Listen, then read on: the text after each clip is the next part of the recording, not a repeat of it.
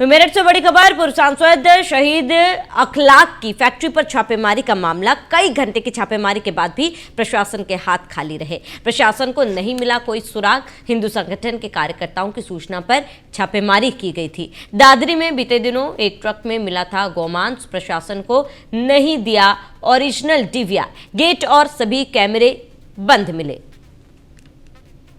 पूर्व सांसद की मीट फैक्ट्री पर घंटों के छापेमारी के बाद यहां पर प्रशासन के लिए कुछ नहीं मिला। शिकायतकर्ता हमारे साथ है। भाई, क्या नाम है आपका? मेरा नाम सुमित शर्मा है। सुमित भाई, आपकी तरफ से शिकायत की गई है, प्रशासन की तरफ से छापेमारी की गई है, लेकिन यहां पर किसी भी तरह का कोई अवशेष नहीं मिला है, कोई गवांग नहीं मिला है, जिसको लेकर के आपने शिकायत की थी।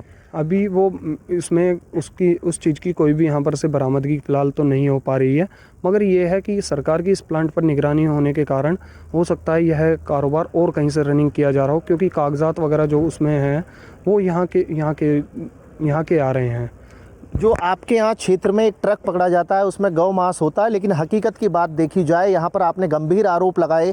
प्रशासन की टीम ने पहुंच करके घंटों छापेमारी की, लेकिन उसके बाद यहाँ पर कुछ नहीं मिला। आपका दूसरा आरोप है कि कहीं और पर कटान चल रहा है, गौ कसी कहीं और चल रही है। क्योंकि वो जो है जो वहाँ पर मांस पकड़ा गया है उसमें ये जो है गौ मांस हम लोग अपने आप साबित नहीं कर सकते, क्योंकि वो भी साबित जो हुआ है वो FSL के माध्यम से हुआ है, जिसकी जाँच मथुरा लैब गई थी, वहाँ से भिजवाया गया था, जिसका मुकदमा कांड संख्या 545/24 ये दादरी थाना क्षेत्र में है, और जो कि कंटेनर SPJ कोल्ड स्टोर में से पकड़ा गया था, उसमें ये सारा मांस बरामद हुआ था। उसी की आगे की क्रम की कार्रवाई में हम लोग यहाँ तक पहुँचे हैं।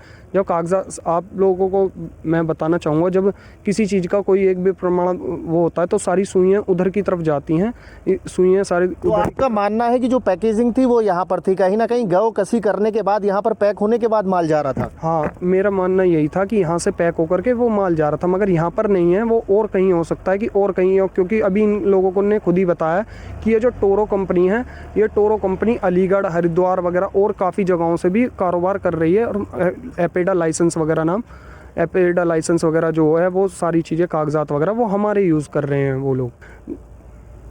तो देखिए, कहा जा सकता है कि पूर्व सांसद की जो फैक्ट्री पर घंटों छापेमारी चली है, ये शिकायत करता है। दादरी में एक ट्रक पकड़ा जाता है और ट्रक के अंदर जो पैकेजिंग है वो इस कंपनी, इस फैक्ट्री की है, जिसके बाद यहाँ पर प्रशासन की टीम छापेमारी के लिए पहुँचती है। लेकिन कहीं ना कहीं अगर कहा जाए, सूत्रों के मुताबिक बात की जाए, तो सूचना लीक होने के बाद जो हकीकत है, यहाँ पर किसी भी तरह का कोई गौ अवशेष नहीं पकड़ा जाता है। लेकिन जो शिकायत करता है उसकी तरफ से बड़े गंभीर आरोप लगाए जाते हैं। गंभीर आरोपों की अगर बात की जाए तो यहाँ पर गौ कसी जैसी बड़ी बात कही जाती है। उत्तर प्रदेश के मुख्यमंत्री की अगर बात की जाए, मुख्यमंत्री का साफ निर्देश है किसी भी तरह से उत्तर प्रदेश के अंदर गौ कसी नहीं होनी चाहिए।